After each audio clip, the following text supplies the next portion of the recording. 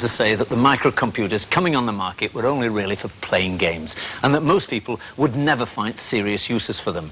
Well, over the next 10 programs, we'll be seeing just what can be done with micros and looking at the principles of how you can use them yourself. That's what we're calling this series, Making the Most of the Micro.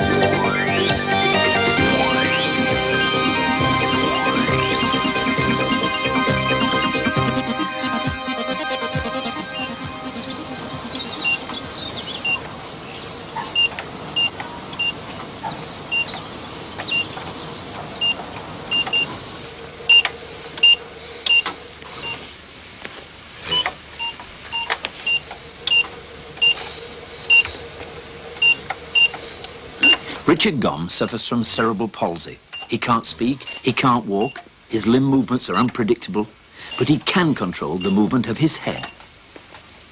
His disabilities, though, haven't prevented him pursuing an academic career. He's studying for a PhD in philosophy at Swansea.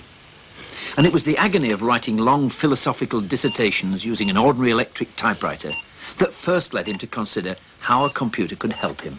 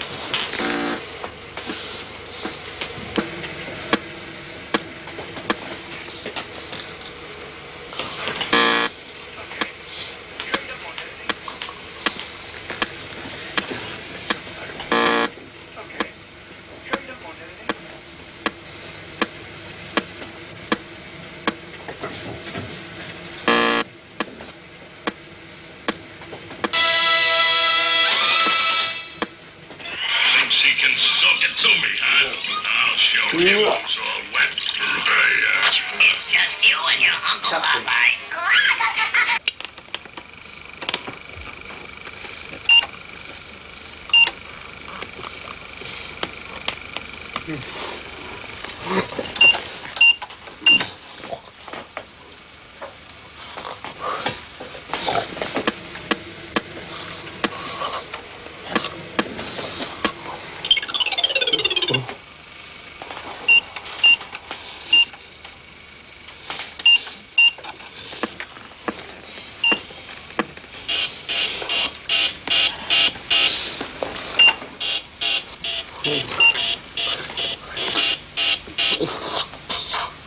The micro has opened up a whole new world for Richard Gomm. He's now writing software to help other disabled people extend their abilities through computers. And he also claims to have discovered one of the most important laws in computing, Gomm's law.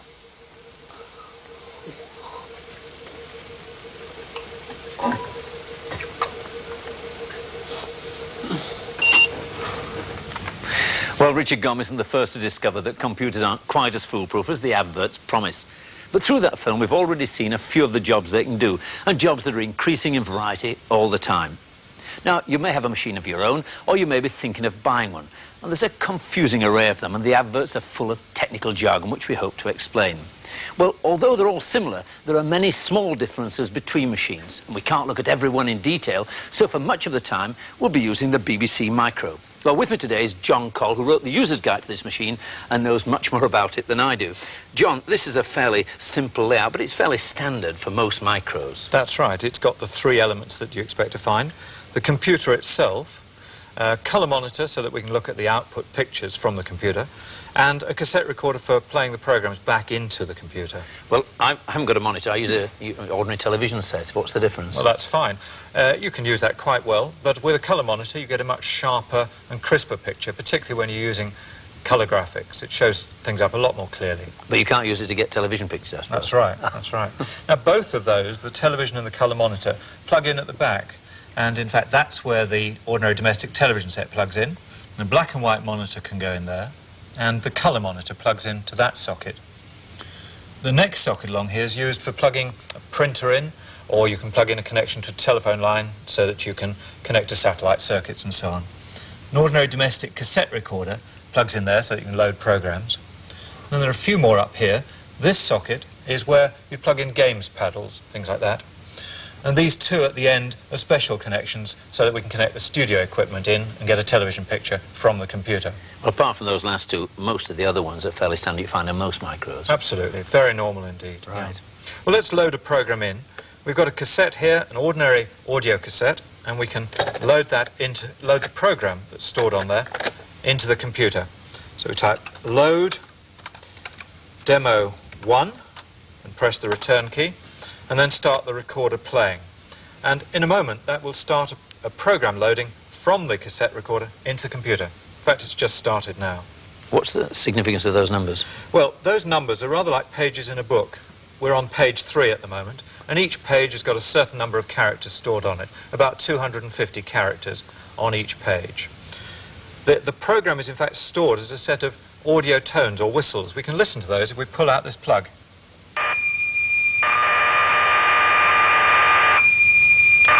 I always feel confident listening to that because it makes sure it's working, something's happening. That's right, you can actually hear it. You may have heard just two different notes, a high note and a low note. Anyway, the program's just about loaded in.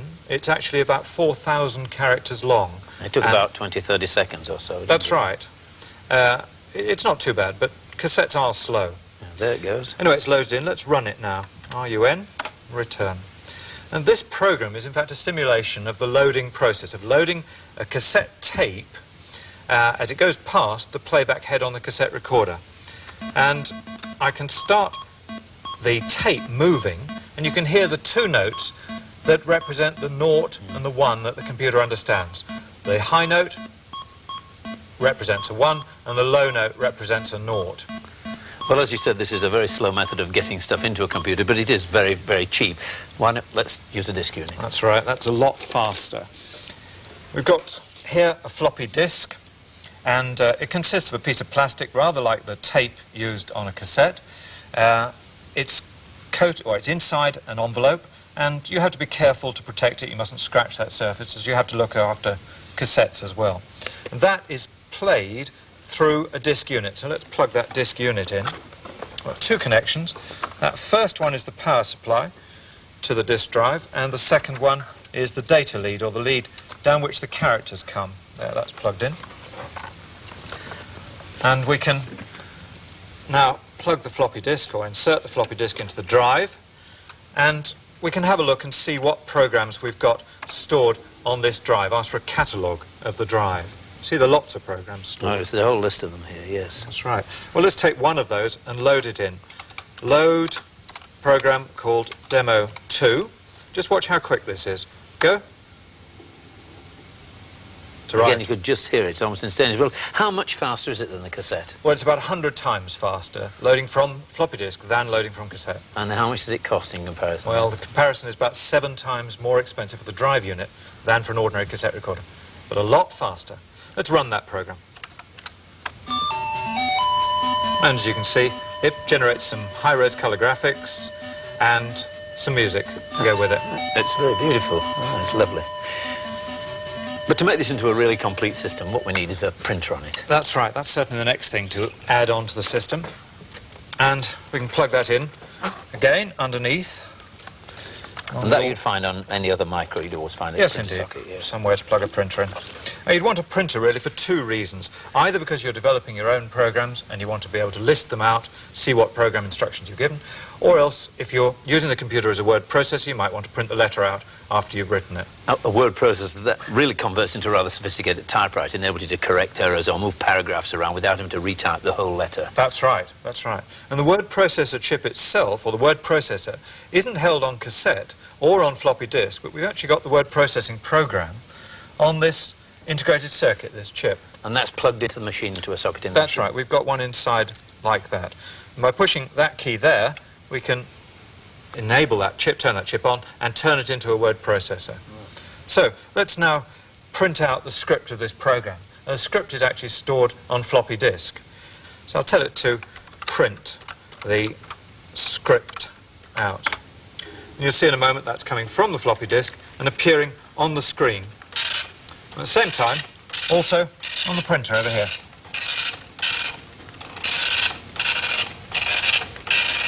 Well, thank you very much, John.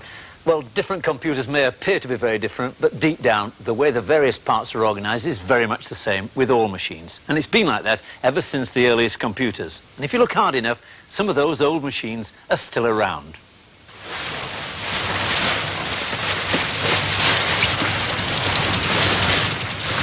When I think of the design of aircraft, I think of aerodynamics and complex mathematics, particularly in the design of the wing, which is, after all, what keeps the aeroplane in the air.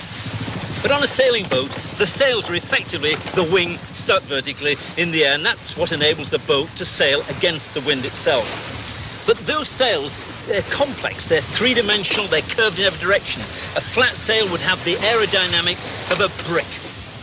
Being so complex in their shape, they require very complex mathematics to enable the optimum shape and the optimal design to be made, particularly for professional sails that consistently win races.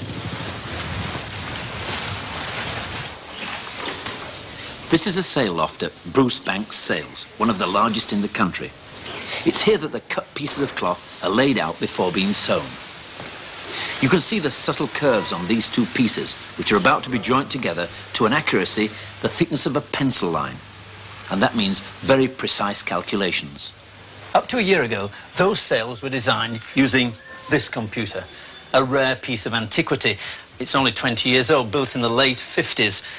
But today, they're being designed on this micro. Not only is it a lot smaller, but it's much more flexible and even more powerful than this machine here.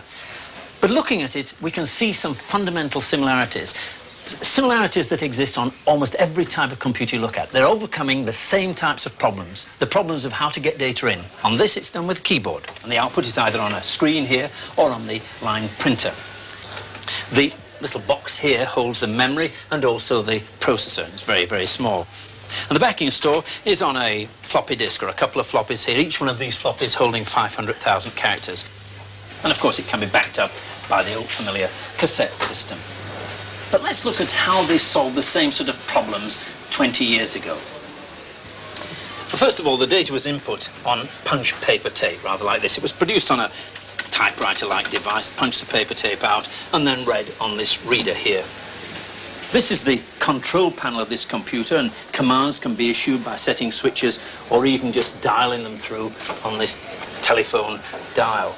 This is rather an interesting device. It's a meter which gives percentage program efficiency, whatever that may be.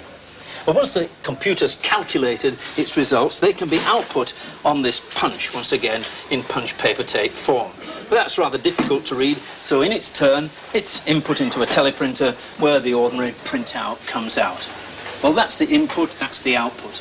The most fascinating part of this computer is this: the central processing unit and the backing store.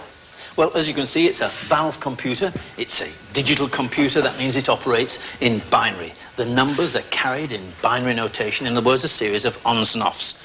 the backing store of this machine is this. It's a magnetic drum. It's rotating around here at 6,000 revs a minute, and on that drum is recorded the binary notation, binary numbers, and it's read off by these read heads here, one on each track.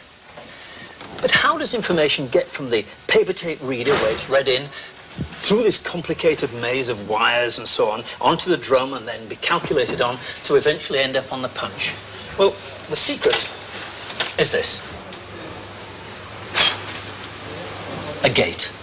And this is a gate or a type of switch. It can either be open or closed, on or off. Again, binary positioning. And you can understand clearly how it works from this model of an AND gate. The signal will pass along this wire if that switch and that switch are both on. The alternate type of switch, there's 3 or 4 different types of switch in this machine, but this is another one, is an OR gate, which means that the signal will pass if that switch or that switch is switched on. Well, there are 500 or 600 switches in this machine to make it work. It's a beautiful mechanism. It actually still works, and the owners are looking for a good home for it because it's been replaced by this. The central processing unit from the Micro they're now using, and unbelievably, it's got several thousand of those gates in it.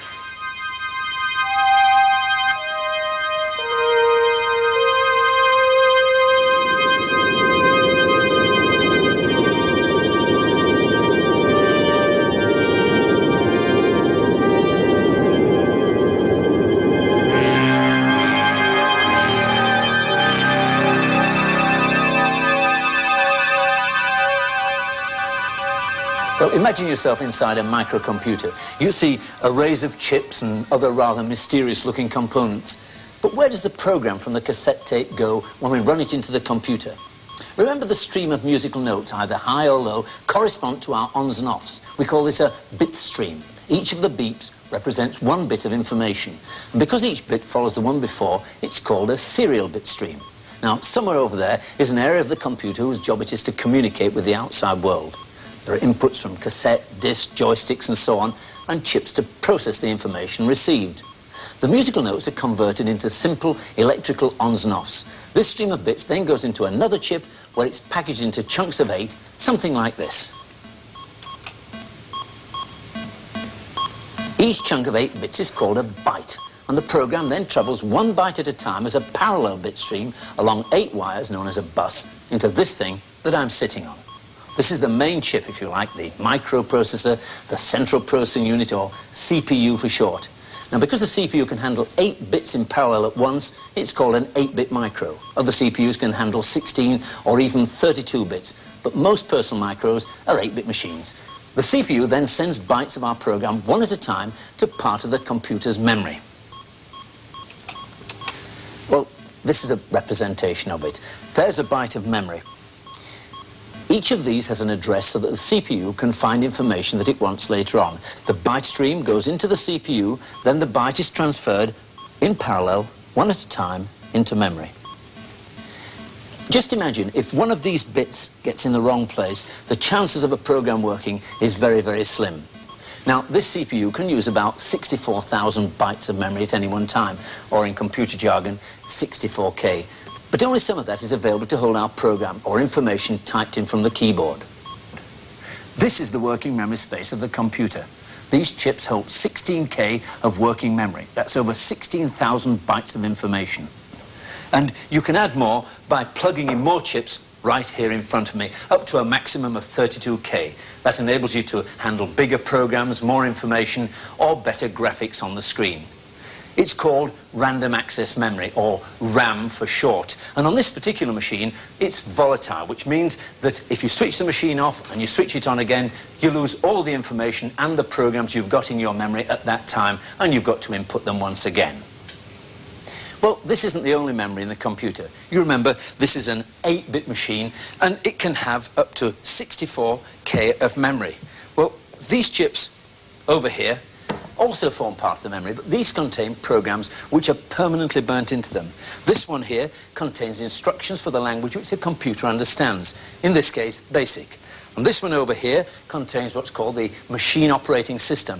It's the program that does the housekeeping inside the computer itself, how the computer makes letters appear on the screen, and how it knows what key I'm pressing when I'm using the keyboard.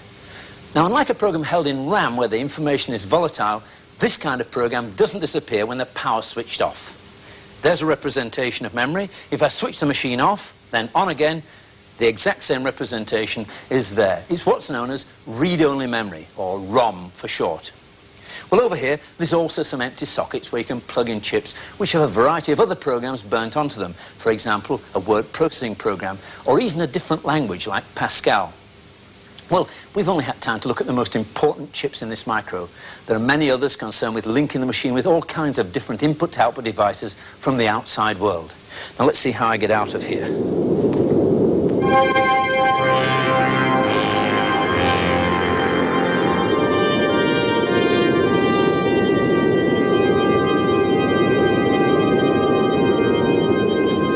How about that? Well, we've seen some of the things you can attach to the computer, and here are a few others which we'll be looking at in the course of the series. Now, in a similar way to the way we stored our script and then printed it out on a printer, so we can store a design in the memory of the computer. And here we've got a design of a house in the memory of a computer, and we're rotating it around almost as if we're circling the house in a helicopter. It would be possible to change either the program or the data to change this if you didn't like a particular view. Now, if we wanted to print that out, a normal printer really would be rather unsatisfactory. So we use this device, which is a two-dimensional plotter. We can hit the key, and away it goes. Now, it prints it with a pen there of one colour. It's a black pen that we happen to have in at the moment. At the side, there are other pens, red, green, and blue, and so on. And it can interchange those pens to give a sort of multicolour effect on this line plot. And it's quite a high quality. The plotter is an expensive piece of gear, and it costs about £5,000. It plugs straight into the computer at the back, and there's a special software to drive it. Well, here's a more modest setup which makes use of yet further connections to the machine, opens up another avenue of interest. What's happening is my voice is being picked up by the microphone, fed through some electronic gadgetry, and then the computer analyzes it and feeds it back here. We get this trace here, and the man even opens his mouth. Ha, ha, ha. We have another device here which can also input information into the computer, and I'll read another program in from disk, and there we have a representation of a weighing machine, and on the side the same information displayed digitally. All I have to do is to press this pad. You are 31 pounds, it reads it off there, and on the weighing machine it moves. Not only can it do that, but it can actually weigh me. I simply have to print on this. Of course, it's a rather cheap piece of gear, isn't it? It's very inaccurate, but it'll give some representation of what you are, 205 pounds. Not only will it read it out digitally, but I simply press a button, and, with a bit of luck... You are 205 pounds. And need to lose some weight. Well, in later programs, we'll look in more detail at how we can use it for displaying graphics, making music, controlling equipment, and handling words. Well, amongst many other things, we'll be talking to the computer and getting it to talk to us, and looking at how it can monitor what's happening in the world around it. Next time, we start looking at how you can write your own programs. Until then, goodbye.